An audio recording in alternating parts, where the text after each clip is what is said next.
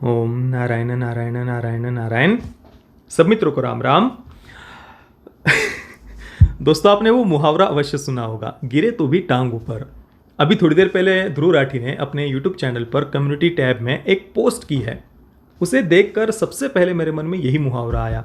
वैसे देखिए, ध्रुव राठी पर जब से हमने चैनल चालू किया है कभी भी मैंने बात नहीं की। बस द केरला स्टोरी के विरुद्ध जो प्रोपेगेंडा ध्रुव राठी ने फैलाया था अपने एक वीडियो के माध्यम से, उसको फैक्ट्स के आधार पर पॉइंट टू पॉइंट काउंटर करते हुए मैंने एक वीडियो बनाया था अभी कुछ दिन पहले।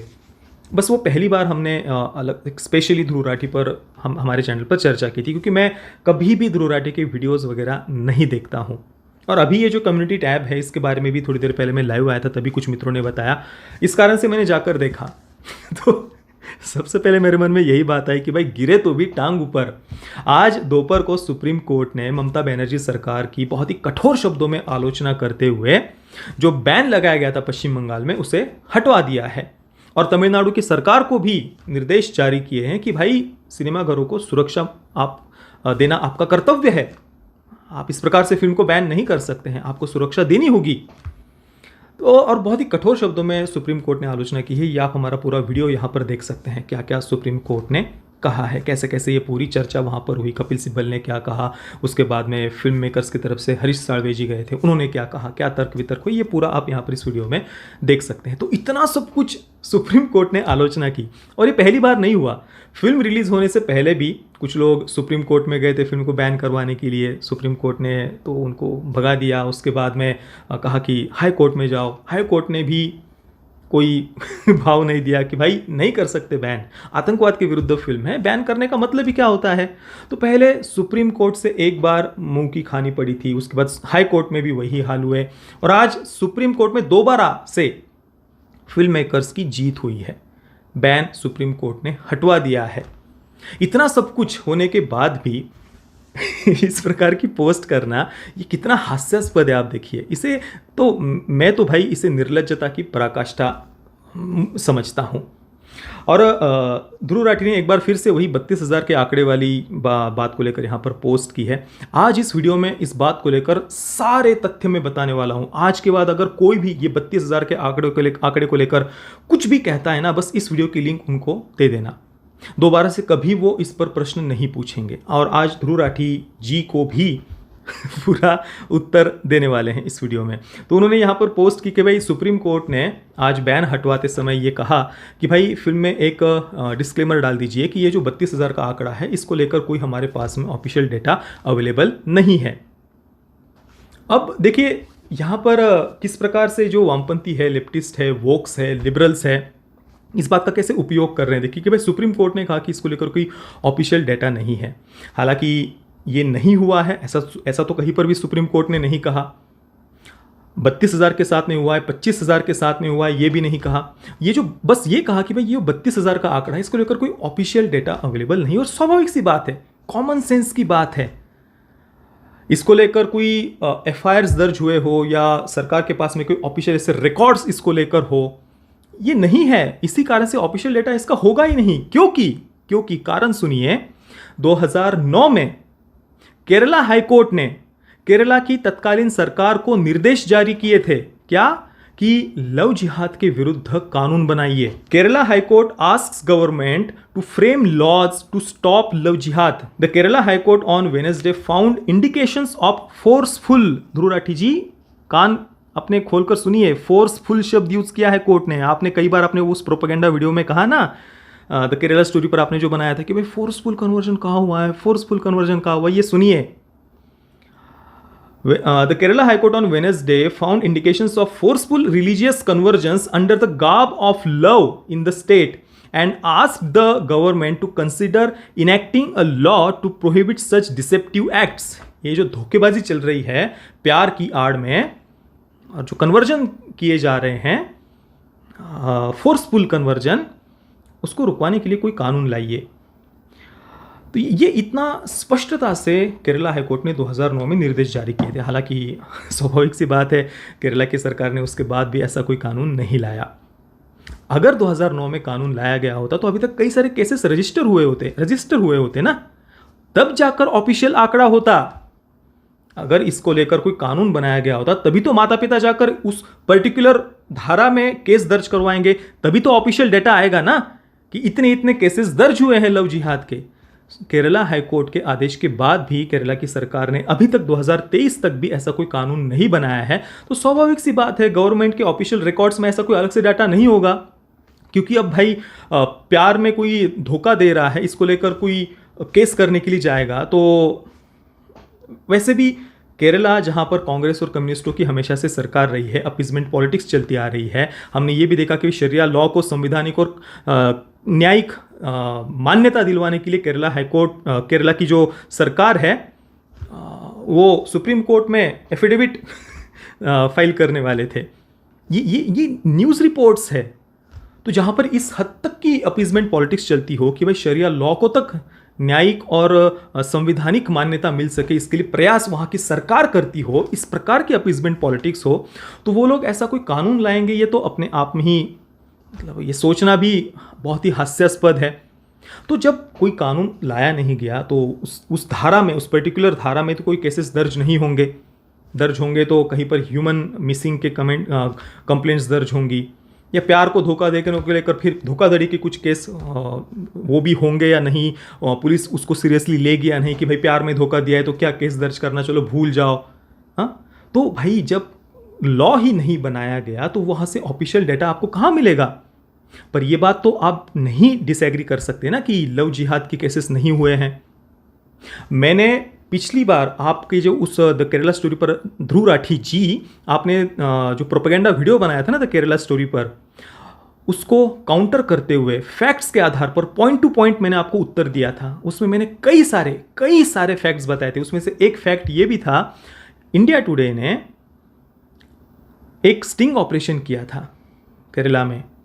वहाँ की जो PFI है या उनकी जो अलग अलग संस्थाएं हैं, उनके माध्यम से कैसे सिस्टमैटिक वे में कन्वर्जन की फैक्ट्री चल रही है, कन्वर्जन का पूरा रैकेट चल रहा है, गल्फ कंट्रीज से, मिडल ईस्ट से, कैसे वहाँ उनको हवाला के माध्यम से पैसे वो ला रहे हैं, किस लिए, कन्वर्जन के लिए। और ऑन कैमरा उन्होंने हम इस्लामिक स्टेट स्थापन करने के लिए ये पूरा सिस्टमैटिक वे में वो क्या क्या कर रहे हैं, ये ऑन कैमरा उन्होंने कहा है। मैंने वो पूरे वीडियो में तो विस्तार से मैंने ऐसे कई सारे रिपोर्ट्स वहाँ पर दिखाए हुए हैं, पर संक्षेप में एक शॉर्ट वीडियो मैंने बनाया था, ये आप देखिए। केरला की स्टेट गवर्नमेंट शरीयत लॉ का समर्थन कर रही है, उसको न्यायिक और संवैधानिक मान्यता मिल सके इसका प्रयास कर रही है। Hypocrisy when it comes to Sabarimala, there the government put out its barricades, blocked all the devotees, 60,000 cases slapped. But when it comes to Sharia law, they are all said to go and say it's as per Samvidhan. कुछ गांव है जहां पर शरीयत law चलता है। So no modern education, no phones and TV gadgetry, voting, elections and the like are deemed thoroughly un-Islamic. और साथ में केरला में जो कन्वर्जन की फैक्ट्री चल रही है उसका वीडियो तो मैंने शुरुआत में दिखाया। Islamic State is the final goal. Final call. No longer why only in India. After making India an Islamic state. और केरला हाईकोर्ट ने स्वयं लव जिहाद की बात मानी है। मतलब ध्रुव राठी अपने आप को केरला हाईकोर्ट से भी ऊपर मानते हैं क्या? जो केरला से सच में प्रेम करेगा ना, वो इन समस्याओं को देखकर दुखी होगा, वो ऐसी फिल्म को खारिज करने का प्रयास नहीं करेगा। तो ये बात तो आप मानते हैं ना कि भाई कन्वर्जन का रैकेट पूरा केरला में चल रहा है, उसके लिए मिडिल ईस्ट और गल्फ कंट्रीज से पैसे आ रहे हैं, भारत को इस्लामिक स्टेट बनाने के उद्देश्य से कुछ संस्थाएं वहां पर काम कर रही है, सामने अपने आप को एजुकेशनल इंस्टीट्यूट बताकर उसकी आड़ में लड़कियों को, लड़कों को ब्रेन वॉश किया जा रहा है। ये तो हो रहा है ना। पर अब जब केरला हाईकोर्ट के कहने के बाद भी लव जिहाद को लेकर केरला की सरकार ने कोई कानून नहीं लाया तो कहां से केसेस दर्ज होंगे? पर ये हो रहा है, हजारों लड़कियों के साथ में, लड़कों के साथ में हुआ है। डेमोग्राफिक चेंजेस हो रहे हैं। डेमोग्राफिक चेंजेस ऐसे ही हवा में तो नहीं हो रहे। हाँ? और आर्ष विद्या समाजम, उन्होंने हजारों लड़कियों की घर वापसी करवाई है। कल ही द केरला स्टोरी के मेकर्स ने जो लव जिहाद की विक्टिम रही है, ऐसी 26 लड़कियों को वे स्टेज पर लेकर के आए, प्रेस कॉन्फ्रेंस की। उन लड़कियों ने अपने अनुभव सबके साथ में शेयर किए। श्रुति जी हो, डॉक्टर अनघा जी हो, और भी कई सारी लड़कियां वहां पर आई हुई थी जो स्वयं इस लव जिहाद की विक्टिम रही है। और उन्होंने वहां पर आर्ष विद्या समाजम ने कैसे ऐसे हजारों लड़कियों को सनातन संस्कृति में वापस लाया है, ये पूरा डाटा वहां पर दिया। पर आपको तो भाई एक हिंदू संस्था का रिपोर्ट कैसे मान्य होगा? वो हिंदू संस्था का रिपोर्ट तो आप मानेंगे नहीं, फिल्म मेकर्स बताएंगे तो भी, और ऑफिशियल डाटा तो मिलेगा नहीं, क्योंकि हाई कोर्ट के कहने के बाद भी ऐसा कोई कानून केरला की सरकार ने बनाया नहीं। जो उत्तर प्रदेश की योगी आदित्यनाथ जी की सरकार ने बनाया लव जिहाद को लेकर कानून, मध्य प्रदेश में मामा जी शिवराज सिंह चौहान जी की सरकार ने लव जिहाद को लेकर कानून बनाया, तो वहाँ पर केसेस दर्ज भी हुए हैं, वो आपको ऑफिशियल आंकड़े भी मिल जाएंगे आप सर्च करेंगे तो। पर 2009 में केरला हाईकोर्ट के कहने के बाद भी केरला की सरकार ने नहीं किया, तो कहाँ से आपको ऑफिशियल डाटा उपलब्ध होगा? जैसे हमारी फिल्म में एक सीन है नीमा मैथ्यूज़ का, जो वो अपना केस रजिस्टर करने जा रही है। She is been raped by 15 to 20 people every day and they ask her proof. अभी किसी ने आपको 15 लोगों ने आपको रेप किया, आई डोंट नो प्रूफ कैसे दोगे आप? शालिनी के साथ प्यार में धोखा हुआ, तो अगर प्यार में धोखा हुआ है तो वो केस कैसे रजिस्टर किया जाता है कि किसी ने प्यार में मुझे धोखा दिया? आई डोंट नो कैसे रजिस्टर किया जाता है, क्या वो काउंटेड नहीं होता? The questions that were asked to me, some of them I used to be like, how can you ask this? I mean, are you sure about the number? Can you prove the rape, how it happened? You know, so I am sure you, these girls really need a huge hand of applause for coming here and sitting here in front of you guys and being able to tell you their stories, knowing that they will be judged. अब आप जिन विदेशी संस्थाओं के reports दिखा दिखाकर आप जो अपना एजेंडा स्प्रेड करते हैं, so called happiness index, so called hunger index, जिनके अनुसार पाकिस्तान, सीरिया, श्रीलंका, बांग्लादेश, इनसे भी भारत के हालात खराब होते हैं, तो ऐसे भारत के विरुद्ध प्रोपेगेंडा फैलाने वाले कुछ विदेशी संस्थानों की रिपोर्ट्स आप जो दिखाते हो, वो विदेशी संस्थान तो रिपोर्ट नहीं बनाने वाले केरला में जो लव जिहाद की घटनाएं हो रही है उसको लेकर, या फॉरेन फंडिंग से जो कन्वर्जन की फैक्ट्री चल रही है उसको लेकर। और गवर्नमेंट का ऑफिशियल डेटा कैसे होगा जब लॉ ही नहीं बनाया? धोखाधड़ी के कुछ केसेस दर्ज होंगे या फिर ह्यूमन मिसिंग के केसेस दर्ज होंगे, उसके आंकड़े अगर आपको बताए जाएंगे, जो कि 50,000 का आंकड़ा द केरला स्टोरी के एंडिंग में बताया हुआ भी है, पर वो तो आप लव जिहाद के साथ में कनेक्ट करेंगे नहीं। आप कहेंगे कि भाई ये तो धोखाधड़ी का या तो मिसिंग की केस है। तो पर्टिकुलरली आपको लव जिहाद के केसेस जानने हैं तो उसके लिए कानून बनना आवश्यक है, तब उस धारा में केस दर्ज होगा ना। और केस दर्ज भी तब होगा कानून बनाने के बाद में जब वहां की सरकार की वैसी इच्छा होगी। अगर सरकार ही अपीजमेंट पॉलिटिक्स करने वाली होगी, शरिया लॉ को न्यायिक और संवैधानिक मान्यता देने के लिए काम करने वाली होगी, तो कहां से केसेस दर्ज होंगे?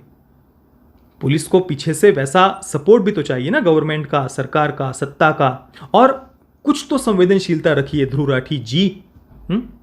और ध्रुव राठी को छोड़िए, जो अन्य लिबरल्स है, ध्रुव राठी तो चलो कुछ उनका एजेंडा होगा, कुछ उसके पीछे कारण होगा, वो छोड़ दीजिए। जो अन्य अपने आप को बहुत लिबरल या वोक मानते हैं, अभी तो कम से कम आंखें खोलिए ना। डेमोग्राफिक चेंजेस के क्या दुष्परिणाम हो रहे हैं, कितने भयावह परिणाम हो रहे हैं।